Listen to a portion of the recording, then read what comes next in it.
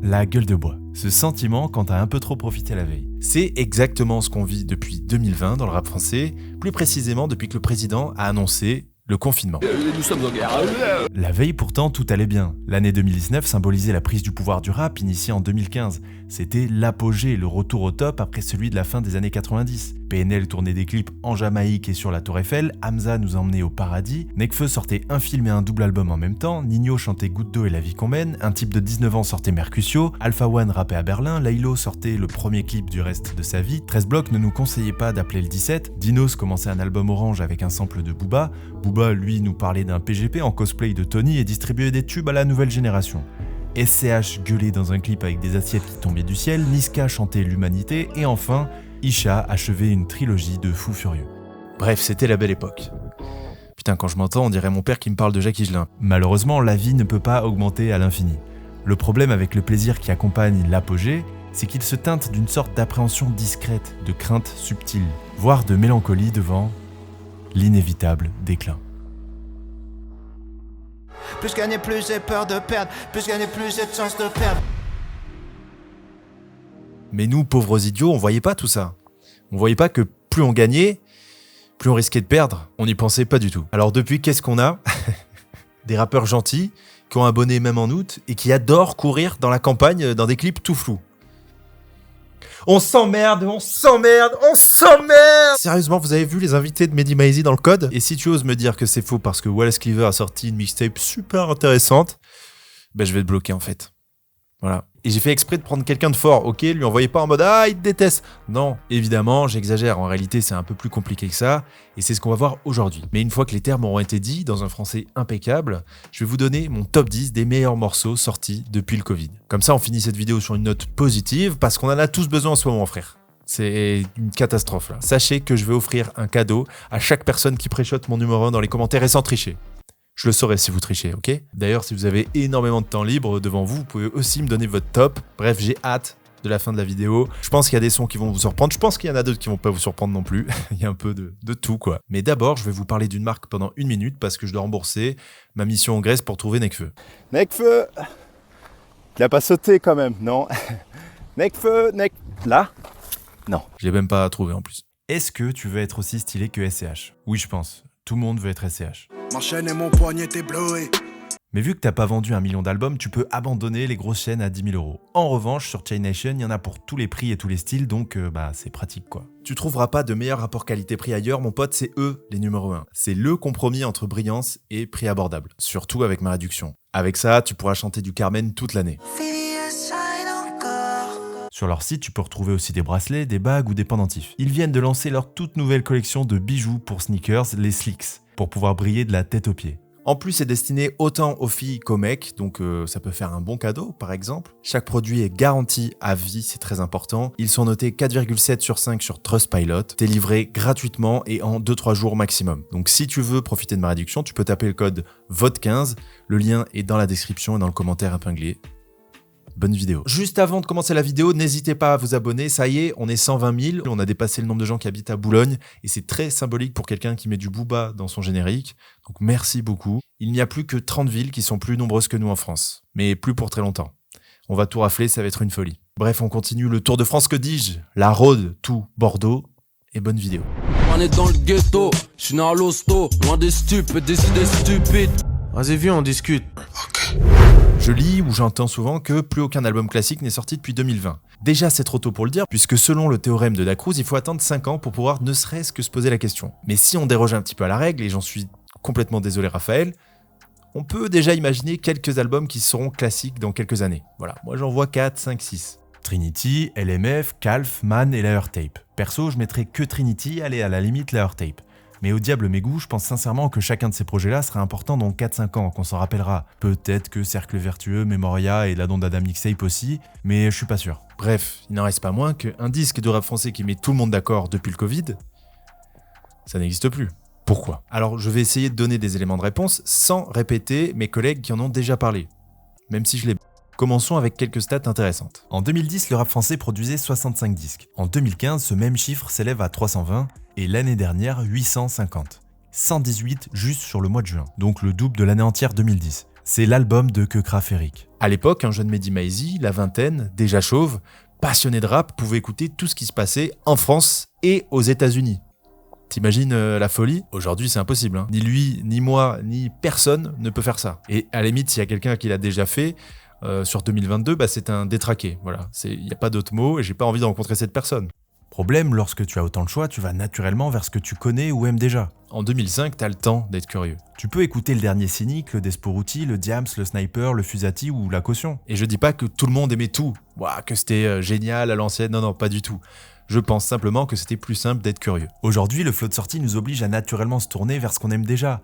Nos goûts, notre zone de confort. On se spécialise de plus en plus et à outrance. Bon, je prends mon exemple, j'aime beaucoup les sons tristes. Voilà, avec un petit autotune, une petite mélodie, voilà, c'est mon truc. Pur l'été près de mon âme, près de mon âme. Elle répond plus quand je lui dis allô. Il me faudra un petit allô, un je t'aime ou un petit amour. Tu me sors ça, pour moi t'es plus fort que Tupac et Marvin Gaye, voilà, c'est très simple. Je pourrais très facilement, par exemple, piocher juste ce morceau-là à chaque album, le mettre dans ma playlist et kiffer ma semaine, sans jamais avoir le courage d'aller vers un type de morceau que je connais pas, que je comprends pas ou qui me rébute. En 2005, si t'achetais ton CD, t'écoutais jusqu'à aimer, y avait pas le choix. Avant j'achetais les sons, j'écoutais même ceux que j'aimais pas. Maintenant j'ai 40 gigas d'MP3 que j'écoute même pas. Et évidemment, j'enfonce une grande porte ouverte, mais on a tous perdu de la tâche à la musique avec le streaming. Le bonheur de lancer un album quand t'as été le chercher à la Fnac un samedi après-midi, que t'as potentiellement travaillé pour ou t'as supplié tes parents, j'en sais rien, que tu le sors du plastique, tu le lances dans la voiture, dans ton petit je sais pas quoi. Ah non, là on a clairement perdu ce truc. C'est très très très rare d'être aussi heureux d'écouter un album. Il faut vraiment être très fan. Alors vous allez me dire qu'il y a quelques années c'était pareil avec le téléchargement illégal. Oui, c'est vrai. C'est vrai. Mais je trouve qu'il y avait quand même un peu plus d'efforts à faire. Fallait déjà réfléchir à qu'est-ce que t'allais télécharger. Ensuite, fallait le trouver. Si c'était pas très connu, ça pouvait être un peu galère, un peu long.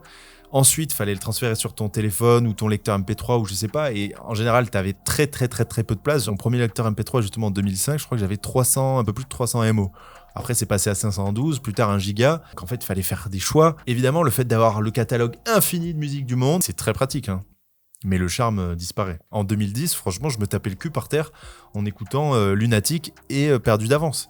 En 2017, il y avait beaucoup de monde qui se régalait en écoutant La fête est finie et Commando. Et c'est sorti à peu près au même moment, il me semble que c'était en octobre 2017. On écoutait les deux, on était contents.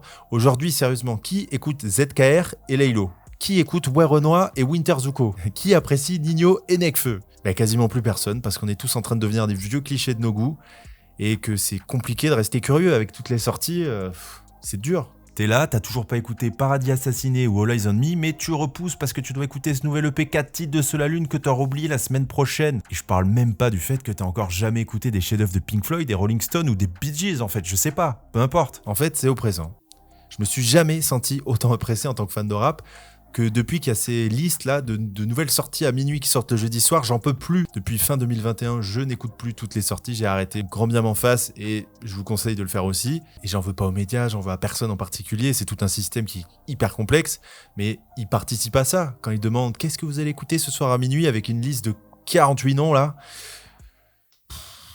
Deuxième point. Trop de chiffres, trop de stats, trop de stratégie. Dans une interview, Niska racontait que pendant son enfance, les seuls mecs super riches visibles de la cité étaient des dealers. Mais à partir de 2015, une tonne de rappeurs percent et tous les jeunes veulent les imiter. C'est le nouveau modèle un peu simple et obvious pour devenir riche. Et là, je parle des quartiers, mais ça marche très bien aussi avec les provinciaux qui ont vu des succès comme ceux d'Orelsan, Kaba et Jean Jass et j'en passe. Forcément, t'es collégien ou lycéen à ce moment-là, tu vois, le mec, il remplit des salles, il y a des femmes qui crient leur nom partout, ils boivent du champagne, ils font de la musique, ils sont riches. Et évidemment que ça donne des idées à des gens. Chaque modèle de réussite, en tout cas public, donne de l'inspiration aux plus jeunes. C'est tout le temps comme ça. Conséquence, on assiste à une nouvelle génération de rappeurs businessmen qui sont forcément moins passionnés et plus stratégiques que des types qui faisaient ça à une époque où il y avait statistiquement aucune chance d'en faire un métier.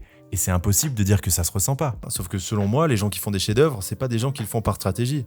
C'est des gens qui le font parce que sinon ils meurent. Ils ont du sang dans les yeux, tu m'entends ? Ils ont pas le choix, ils le sortent, ça brûle au fond de leur ventre en fait. Que je pourrais m'aérer, je crois que ça ira, je commérai dans le Sahara. Ici l'arrêt de la mort est là, omniprésent pour tous les rats. Je fume ce qu'ils trouvent intolérable, mais un vrai poteau c'est rare. Trop tu trouves des aléas, hey, même si le passé était dark. J'ai les dents cassées, les pensées foncées, souvent dark. J'ai fait des concessions graves et j'ai mollardé le monarque par le biais de mon putain d'art. J'ai assez pourri à la carte. Troisième point, l'écriture. Aujourd'hui, il y a trop de rappeurs qui ne disent rien. Pas forcément qui écrivent mal, genre les mots sont jolis, voilà, c'est bien agencé, mais ça dit rien et Et ça te file aucune émotion. Par exemple, des fans de Hamza, des fans de Laylo qui sont fanatiques de sonorité, de musique, de logiciels, de plugins, etc., de studio. Et c'est très bien, il en faut et j'en écoute. Mais personnellement, j'en ai marre d'écouter des albums entiers sans jamais me dire « Oh, le bâtard !» Ce que me fait Booba une phrase sur deux, en gros. Voire une phrase sur une à son prime. Et je suis d'accord avec lui quand il dit chez le chroniqueur sale que c'est le texte qui te fait durer dans le temps. Et en ce moment, c'est un peu compliqué. Par exemple, je me demande qui, dans les prochains rappeurs qui vont percer, serait capable de nous sortir un texte rappé, sans refrain, de 9 minutes, qui sort des tripes. Comme le faisaient des légendes du rap, comme Medine, Diams, Rof, évidemment. Ou même comme Dinos a pu le faire sur 93 mesures. Et je sais pas si ça fait de moi un vieux con déjà, mais personnellement, ça me manque beaucoup. Je vais donner un petit exemple. La dernière fois, j'écoutais l'avant-dernier projet d'ADVM, et à un moment, il dit ça. J'adore arrêter de donner des nouvelles pour faire le mec mystérieux, genre détaché avec une capuche qui a pas de cœur. T'as capté ce genre de fils de pute. Je veux plus être ce genre de fils de pute. Mais qu'est-ce que je m'aime. Ça, je trouve que c'est bien écrit. Il n'y a pas besoin d'être Baudelaire, il n'y a pas besoin d'avoir le talent littéraire d'un Lino ou d'un SCH. Juste, tu sens que c'est bien pensé, quoi. C'est à la fois drôle, sincère, dérangeant.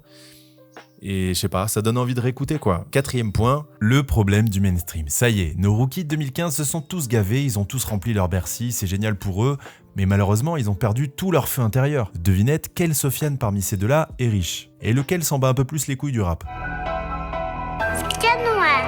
Équipez ton cas. Tonton, je l'ai bien fait.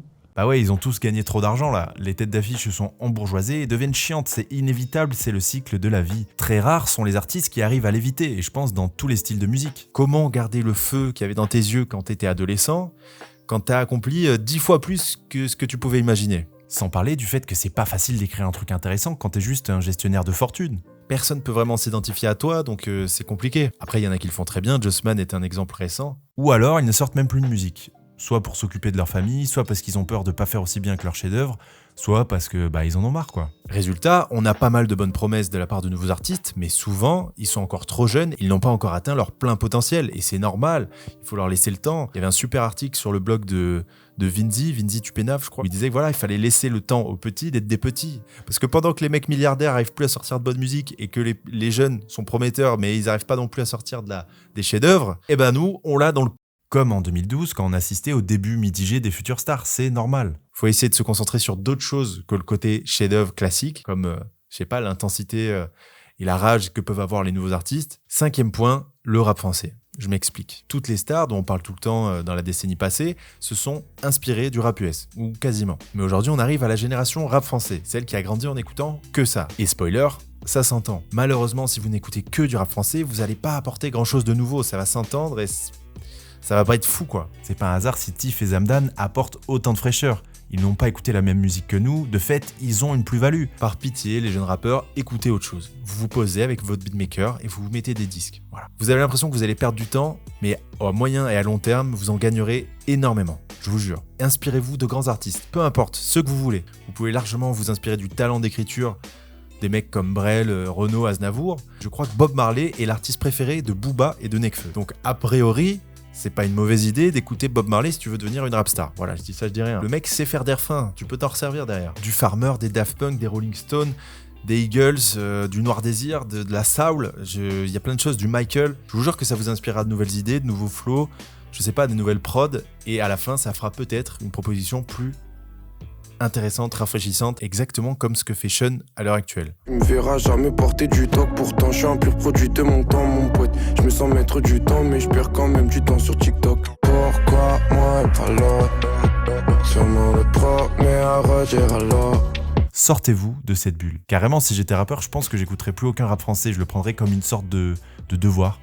Cependant, j'ai pas perdu espoir et des artistes continuent et continueront de me régaler. On y arrive très bientôt, mais sachez que je suis fan d'absolument tous les artistes que j'ai mis dans mon top 10. Cette année, on a assisté à l'éclosion de Tiff ou de ADVM et ETH à des échelles différentes. Il y a aussi le retour de deux de mes rappeurs préférés, les BG du 20e arrondissement, Sean et Esprit Noir. Je sais d'avance que leur album va être exceptionnel, voilà. J'aime quand l'artiste prend tout son temps pour bien nous claquer là avec toute sa paume. Et je sais pas du tout pourquoi j'utilise autant de vocabulaire belliqueux quand je parle de musique. Désolé. Il y a l'album de La Fève qui va arriver, celui de Runa, Laylo, Alpha One vont sortir un album en 2024, c'est sûr et certain. L'année prochaine, déjà, c'est sûr, on va avoir une bonne année. Ensuite, j'ai pris ce temps où j'ai moins aimé le rap français pour écouter d'autres disques, d'autres styles de musique. Les groupes de rap qu'écoutait mon père dans les années 70 par exemple, ou simplement les derniers albums de Zedune ou DC's, qui ne sont plus des rappeurs aujourd'hui mais qui font des albums largement meilleurs selon moi que tout le rap que j'écoute, quasiment. Si rien ne vous excite un vendredi, c'est pas grave, vous écoutez l'école du micro d'argent, voilà. De toute façon, ça sera mieux que tout ce qui peut sortir, c'est obligé. D'ailleurs, je sais que le Rap en Mieux va sortir des vidéos top 100 des meilleurs albums rap français de tous les temps, et ça va être exceptionnel, ça sera vraiment l'occasion de se replonger dans des vieux disques que moi-même j'ai jamais écouté peut-être ou j'ai pas écouté depuis très longtemps. Ça va être génial, j'adore ce mec, je le suis quand il veut. Pour finir sur ce sujet avant de passer au top 10, j'ai l'impression que chaque début de décennie dans le rap français est compliqué.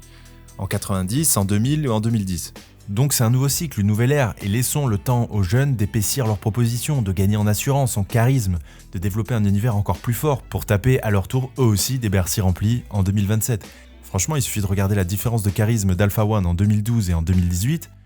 Ah frère, ça n'a rien à voir. Maintenant, c'est l'heure de la bagarre, c'est l'heure du top 10. Sachez mesdames et messieurs que pour le beau jeu, j'ai décidé de mettre qu'un seul morceau par artiste, voilà. Je trouve que c'est plus sympa. J'ai choisi de ne pas prendre en compte les morceaux trop récents pour qu'on ait plus de recul, mais je vous annonce ici que en début d'année prochaine, il y aura une vidéo top 10 des meilleurs sons de 2023. Comme ça, je me rattraperai. On parlera de Tiff par exemple, etc., de plein d'autres choses. Enfin, je vais balancer au montage une grande liste de morceaux avec lesquels j'ai hésité, qui auraient clairement pu rentrer dans le top 10. À partir de là, c'est tellement bon que ça dépend juste de tes goûts. Voilà, vous faites un screenshot si vous voulez. De toute façon, ils sont tous dans une playlist que je nommerai Nectar 2023, où il y aura tous les meilleurs morceaux qui sont sortis dans les 3 dernières années, plus ceux du top 10. Combien tu factures la demi-heure? La vraie richesse, c'est le savoir-faire. Juillet 2018, stage en entreprise, ennui, découverte Spotify, briquet. Pour l'amour, là, je vais te séquer. Putain, je perds les poteaux comme des briquets. Ok, je sais pas qui est Steve, d'où il vient, je comprends même pas vraiment ce qu'il me raconte, mais je l'aime déjà. 2019, Orange Métallique, Bleu Nuit, j'adore. 2020, mon portrait sur YouTube, Alaska, génial. Depuis, vous le connaissez tous grâce à 3 trucs, Fumée Nocive, évidemment, et Raplume. Mais avant qu'il perce et qu'il s'échappe de mes doigts pour performer à l'Olympia, il avait sorti Alaska. C'est un album dont on parle pas souvent, mais qui m'avait personnellement régalé. Et sur ma feuille, j'avais noté de faire des espaces entre chaque syllabe. Je mérite d'aller me faire. J'aime beaucoup de morceaux. J'ai hésité avec Lispo, notamment. Le nez dans les risques, on roule à fond. Rafale si t'as des biceps. Hey. Mais après réflexion, je reviens toujours vers les ennuis. Trop d'années traîner dans la ville. La monnaie rentre, sort, ça va vite. J'arrête de faire si t'as envie. Alors là, on vient de terminer l'été, et je peux vous dire qu'à chaque fois que ça sentait la fin de journée, je dégainais le morceau, et j'étais heureux en fait. Faut que tu tailles, on va t'écraser. Beaucoup trop d'années traîner dans la ville. La monnaie rentre, sort, ça va vite. Green Montana est trop fort pour faire ce que j'aime. De la musique mélancolique, douce, avec une voix plus mielleuse que les oreilles de mon grand-père. Pour l'anecdote, ce morceau était sorti exactement 5 jours après ma vidéo, du coup, voilà, j'étais un peu dans mon moment Green Montana, quoi. En plus, j'habitais à la plage, donc je peux vous dire que le combo mois de juin, coucher de soleil, plus ce morceau, ça m'a cassé la gueule, tout simplement. Mais ça peut aussi s'écouter l'hiver sans problème. Tu prends le train par exemple, il y a des paysages qui défilent, t'écoutes ce morceau, c'est génial. Il avait pas mal travaillé avec Danny Synthé sur Alaska et j'adore cette prod aux airs d'afrobeat. Quand le synthé commence là, c'est un vrai bonheur. Et les batteries reggaeton sur l'offrin me donnent envie de bouger la tête, mais pas trop, tu vois, genre doucement, tranquille. Il y a pas de problème, mec. Attends.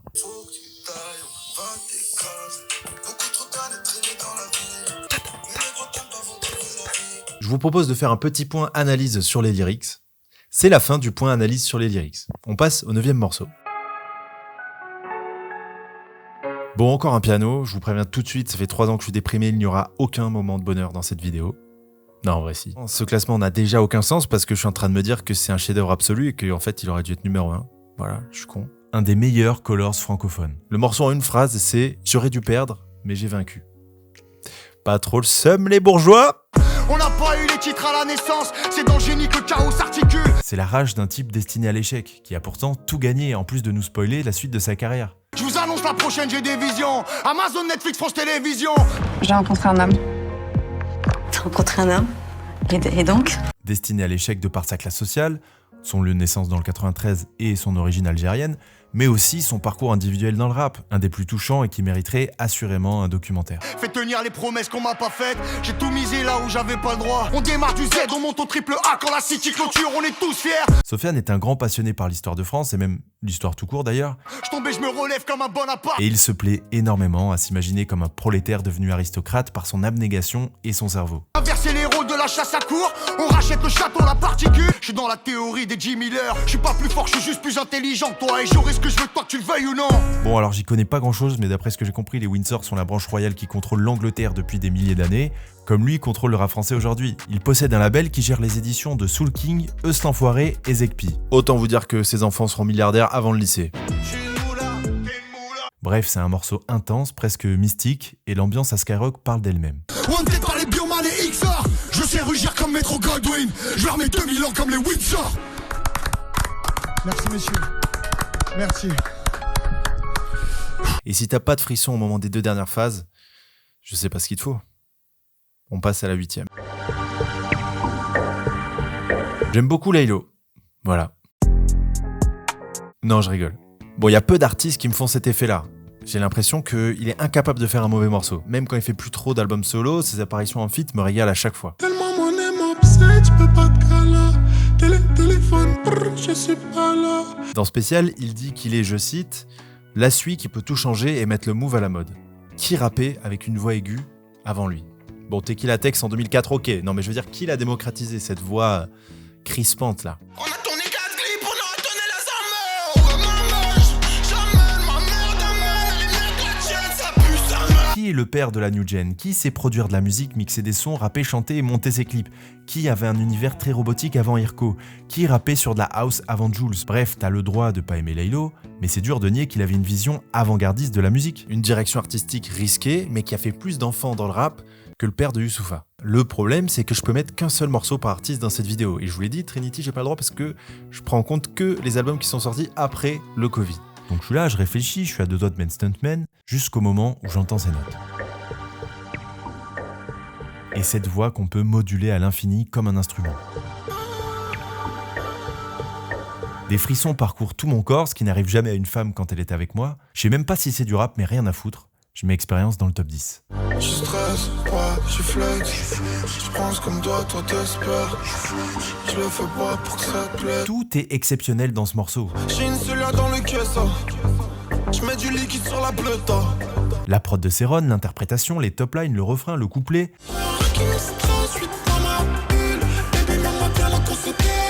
Laylo a toujours aimé la house et la disco et je pense que ça a été un honneur de travailler avec cette légende. Céron a plus de 70 ans aujourd'hui mais il a gagné un Grammy en 1976, rendez-vous compte. Bon, avec le Covid, 2020 est forcément une année très spéciale pour le rap français. C'est un peu le sujet de cette vidéo. Une nouvelle décennie, des nouvelles stars, une nouvelle génération prometteuse, la fin d'un cycle commercial, des nouveaux médias, etc., etc. Mais c'est aussi spécial pour moi, parce que je suis revenu chez mes parents, j'ai arrêté mon ancien taf et j'ai eu 25 ans. Un âge hyper marquant, selon moi, parce que j'ai l'impression que c'est la fin de ton toit brouillon. Il y a un truc qui fait que tout d'un coup, tu commences à être toi-même. Je sais pas comment l'expliquer. Évidemment, on continue d'évoluer toute notre vie. Tu commences à être vraiment à l'aise dans tes baskets, à l'aise avec toi-même, et je souhaite à tous ceux qui me regardent et qui n'ont pas encore cet âge-là, de l'avoir un jour.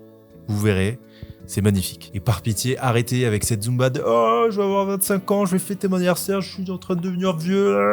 Oh, je suis un papy, j'ai mal au dos. » Ouais, ta gueule. Tu penses vraiment que quand tu auras 45 ans, tu te diras « Ah putain, j'étais peut-être un peu un connard d'avoir pensé que j'étais vieux à 25. » Frère, t'as encore des boutons dans le dos. Tu joues à Fortnite avec tes potes, tu te douches pas du week-end entier, mec. Et pour revenir au morceau, il est sorti au début de l'été 2020 et personnellement, je le vois comme le dernier été de ma jeunesse, on va dire...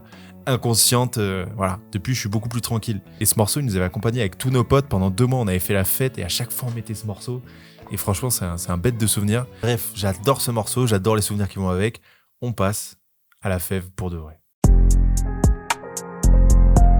Tape là si t'es un gros geekos comme moi et que t'avais reconnu le sample de Hollow Knight. Je rigole, j'ai aucune ref. Ah désolé, j'étais un adolescent qui se douchait.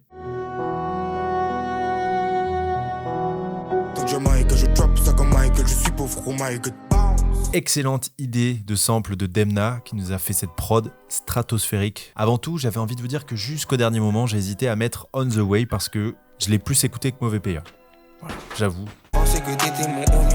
Les tempêtes, je les laisse à l'agonie. Je suis pas ton Clyde et t'es pas ma bonne. Avec quoi on prépare des folies. Mais merde, à un moment donné, il faut donner du respect à ce morceau qui restera à jamais le premier single d'or et de platine de la génération qui a émergé pendant le confinement. Celle qui doit pas rapper trop fort parce que maman était dans la chambre d'à côté. Vivement qu'ils aient accès à un studio là, qui puisse un peu crier par pitié. La même génération qui a vu le succès de Laylo comme un moteur, celle qu'on pourra bientôt plus appeler la New Wave parce qu'il y a déjà une New Wave depuis cette New Wave, et bref, c'est insupportable. Mauvais payeur, c'est pas juste un morceau, c'est un symbole, une prise de pouvoir d'un rappeur qui a tout pour être ce rappeur. Et son niveau de rap sur le morceau. Oh là là. Je crois la vie c'est comme un casse-tête, pas de casquette, tour du monde je fais pas de basket. Pourquoi tous les rappeurs en France c'est des footeux alors qu'aux États-Unis c'est des basketteurs? Un clip chez le barbeur en noir et blanc pour nous dire frère, nous on est simple, sans artifice, on fait pas du rap compliqué, mais c'est beaucoup trop compliqué de rapper comme nous. Première salle c'est sale pleine, salle c'est sale thème, ma chérie je sais c'est ça que t'aimes, blesse. Quand c'est sorti, j'ai pété un câble comme tout le monde, et d'ailleurs je crois que j'ai pas fait une seule soirée rap depuis 2021, enfin depuis le moment où c'est sorti, sans l'entendre. C'est un classique, un banger absolu du début de la décennie. Et voilà, il fallait lui rendre un petit hommage. Peu de temps après, La Fève confirme tous les espoirs placés en lui depuis Colaf avec la Heurtape. Et je crois que c'est certifié disque d'or aujourd'hui. Et à mon avis, au moment où t'entends ça, il est en train de finaliser un album de fou furieux, enfin j'espère. Pour figurer dans ce top, il faut vraiment être un artiste aguerri. Très rares sont ceux qui ont moins de 30 ans, donc félicitations à La Fève, mais aussi au suivant. Je vous jure qu'il y aura autre chose que du piano dans cette vidéo. Mais attends, c'est chaud quand même. Attendez.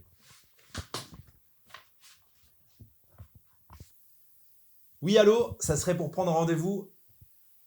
Ok, le 8. Ça marche, allez. Bonne soirée. Bon, bah j'ai Psy mardi. Hâte d'être heureux. J'ai pas envie de trop en dire sur Runa parce qu'il se pourrait qu'il y ait une vidéo dédiée qui sorte début 2024. Mais je parie complètement sur ce type pour porter le rap francophone dans les prochaines années. Voilà. Je lui mets énormément de poids sur son dos. En même temps, il est jeune, mais il a déjà une patte originale, un choix de prod très spécifique, une voix, de belles mélodies, de l'émotion dans son interprétation, il sait kicker quand il faut, il est BG et toxique avec les femmes dans ses lyrics. De quoi faire un Bercy très rapidement. Son seul problème étant qu'il réside en Suisse, donc il va devoir se battre contre les probabilités de devenir une star en habitant à Genève.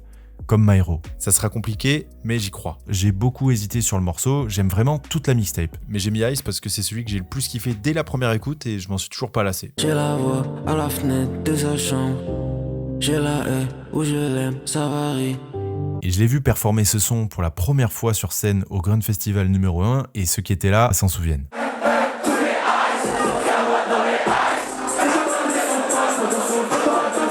En fait, le morceau commence hyper tristement, sans aucun drum, un peu à cette frontière entre le chant et le rap, mais c'est beau. Regarde-moi dans les yeux quand tu mens. Regarde-moi dans les yeux, s'il te plaît. Et au moment où tu penses que tu vas juste pleurer, il y a deux énormes basses saturées qui percent tes tympans. De quoi créer un pogo à l'Olympia. En fait, Runa, il a ce talent supplémentaire pour t'ambiancer même sur les morceaux tristes. Hey, les yeux, yeah, ah, c'est pas Genre, je pense vraiment qu'on pourrait passer ce morceau en soirée. Si jamais j'en organisais une bientôt. Je dis ça comme ça. En tout cas, je veux pas trop parler sur ce morceau, mais félicitations à BKH pour la prod exceptionnelle. Celle-là et celle de Bonbon et Fleurs d'ailleurs. Pareil, merci beaucoup à toi, tu régales. On passe au suivant. Attention, nous rentrons dans le top 5 et ça commence à se corser sévèrement. Le principe du morceau est simple, dégueuler le plus de phrases insolentes possible sur une boucle de guitare qui ne demande qu'à se faire martyriser. En fait, pour ce morceau, j'hésite à juste passer des extraits parce que, je veux dire, il n'y a rien expliqué, je sais, vous savez. C'est juste un niveau de rap de fou furieux pendant 2 minutes 59. Je danse mal, mais qu'est-ce que je rappe bien, ça équilibre tout. Pour l'art moderne, je suis un vrai apport, donc ouvrez la porte. Je me sens comme Steve Jobs quand il a fait l'iPod. Non, cet autiste à lunettes est beaucoup plus fort que les autres. Arrête tes salam malek, tais-toi et passe-moi la mallette. Je suis un polygame, négro, Ali Berry, Salma Hayek. Et je m'en bats les couilles, que tu me vois à l'écran. Je suis au-dessus de la barre des 30, j'ai plus l'âge de m'embrouiller, donc je parle pas, j'ai 30. Je m'appelle Alpha, j'ai un prénom de star. Des rappeurs m'envoient leur CV pour que je les prenne en stage. Va à la chasse, perd sa place, n'aura plus de siège. Mais je peux m'asseoir sur mes acquis, c'est mieux qu'une chaise. Dans une vidéo sur les 4 meilleurs sons d'Orelsan, j'avais fait le lien entre ce morceau et Courez Courez parce que les deux rappeurs boivent de l'eau avant de commencer le morceau, comme pour dire attention, je rappe mieux que toi, c'est très dangereux en fait. Le tout sur une prod boom bap avec une boucle très simple. C'est mieux t'hydrater parce que là ça va être du sale. Comme si c'était de ma faute, si les meufs c'est des putes. Elles ont qu'à arrêter de se faire péter le huc et me dire merci parce que je les éduque, je leur apprends des vrais trucs. Bref, Alpha One est devenu Dracofeu avec la Don Dada mixtape. Et comme vous tous, j'attends son album début 2024 normalement. Nous sommes le 11 septembre 2020. Il est 11h du matin et je sirote mon café au goût de liberté parce que je suis au chômage partiel dans le sud depuis 6 mois. La vie est belle comme le film, mais surtout comme disait Youssoupha en 2012. Chacun ses rêves. Les oiseaux chantent quand je lance un album. Mais d'un coup, les hirondelles se taisent. Le soleil disparaît derrière la brume d'une menace qu'on ne sait voir. La menace fantôme. De 25, nous passons à 8 degrés en moins d'1 minute de piano. La terre s'apprête à trembler. Selon le gouvernement, le séisme est dû aux bases de flemme. Ce morceau est absolument terrible. Tellement que j'étais presque déçu à chaque nouveau morceau de l'album, tellement ça pouvait pas faire le poids en fait. À la limite, sauf Rap Catéchisme. Alors déjà, parlons de ses basses. Flemme a avoué à Mehdi qu'il en avait rajouté une seconde alors que c'est officieusement interdit. Bah refait ça tout le temps en fait. Ce morceau est très important, c'est son premier solo qui break les charts, c'est le symbole de la réussite commerciale de LMF. Après ça, c'est bon, Freeze est officiellement une tête d'affiche. En plus d'être un des tout meilleurs rappeurs depuis Projet Bluebeam. Bientôt je me présente au municipal. SOLIBI le bass god. D'ailleurs, j'ai lu des gens qui en parlent comme de la meilleure intro de l'histoire du rap français. Bon, je pense que ces personnes-là n'ont jamais écouté Anarchy ou Talak, mais je respecte leur choix.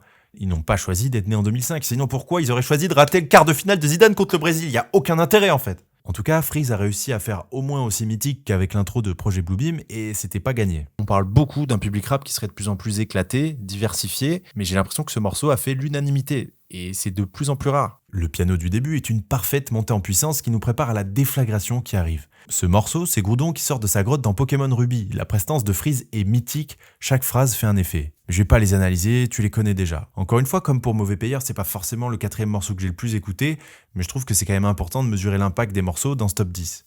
Maintenant, on passe au podium, avec que des morceaux que j'ai écoutés plus de 1500 fois. Non, t'as pas de caleçon Star Wars. Avec la tête de Dark Vador dessus. Pourquoi Dark Vador est mort aussitôt? Pourquoi?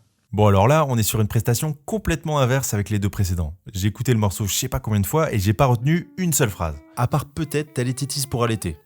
Et c'est même pas une blague, c'est tout ce que j'ai retenu. T'es un malheur, t'es tétis pour allaiter, je veux que tu sois mien. Je vais pas répéter ce que j'ai dit sur Green Montana, il y a des artistes qu'on n'écoute pas pour les paroles. Or, Lala Ace propose une musique corporelle, mais très peu cérébrale. Et ça fait un bien fou. Renoncer, je t'ai vu te pencher, passionné. Les gens qui n'écoutent que des rumeurs ou de la musique énervée, vous êtes chiants pour plein de raisons, mais surtout parce que vous n'accordez aucune douceur à votre cerveau.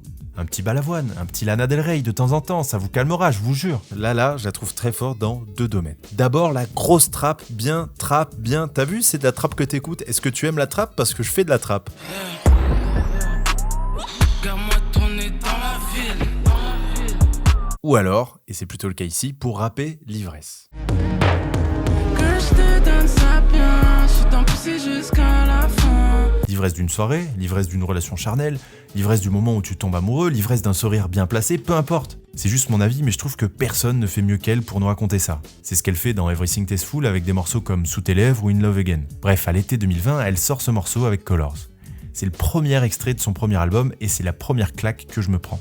Avant, j'avais beaucoup aimé Wet, mais j'écoutais pas vraiment le reste. À partir de ce moment-là, je suis conquis.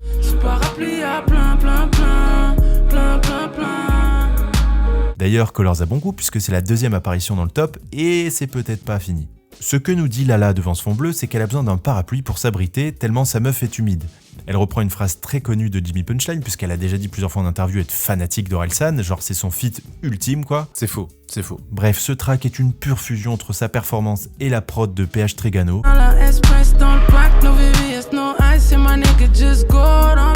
C'est un moment de magie, un de ces morceaux que tu sauras jamais refaire parce que les classiques c'est pas rationnel. On passe aux 2.